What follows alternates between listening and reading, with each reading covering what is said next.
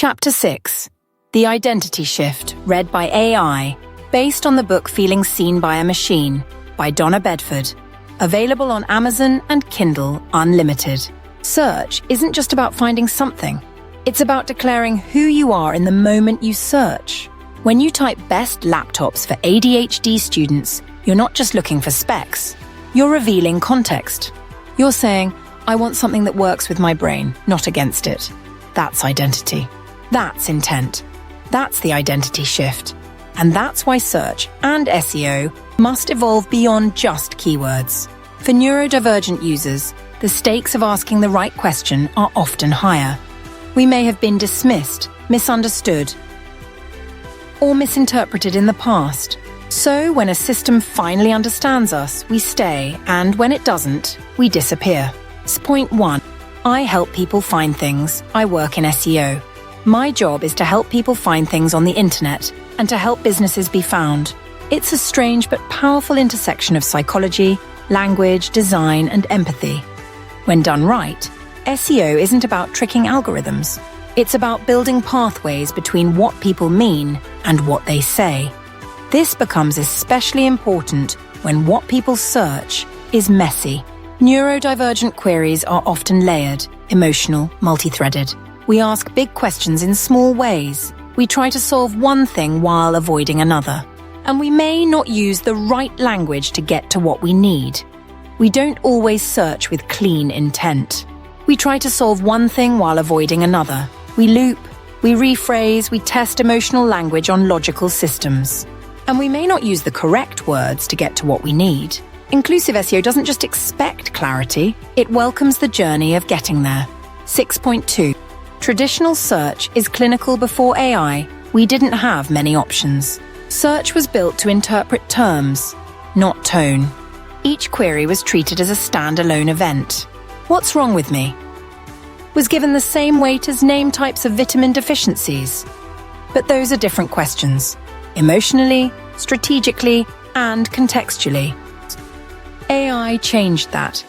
Large language models don't just guess what you mean. They listen to how you ask it. They offer permission to stumble toward clarity. And that's what makes them feel human, even when they're not. I don't always want the algorithmic best. I want a second opinion, a softer voice, a sense that someone gets what I'm really asking, even when I'm not quite sure myself. Point 3. When search becomes a mirror. Neurodivergent, people often use search to reflect. We're not always looking for a solution, we're looking for language. What's the word for when your brain won't stop looping? How do I explain to my boss that I'm not lazy, just overstimulated? What happens if I can't finish anything but have 5 tabs open about productivity? These aren't just questions, they're confessions.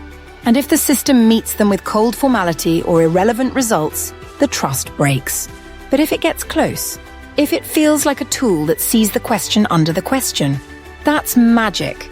That's loyalty. That's what builds intent-led design. 6.4. SEO's new role as research. In the age of LLMs, SEO becomes less about capture and more about resonance. The most valuable content won't just answer, what is?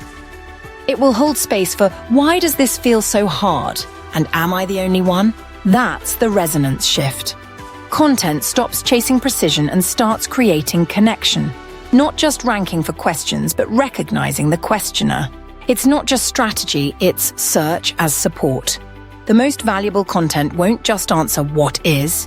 It will hold space for, why does this feel so hard? And am I the only one? If you work in search, your role is changing. You're no longer just an optimizer. You're a researcher, a translator, a signal amplifier. Your job is to understand intent clusters, the emotional, cognitive, and strategic reasons behind a query, and build pathways to support them.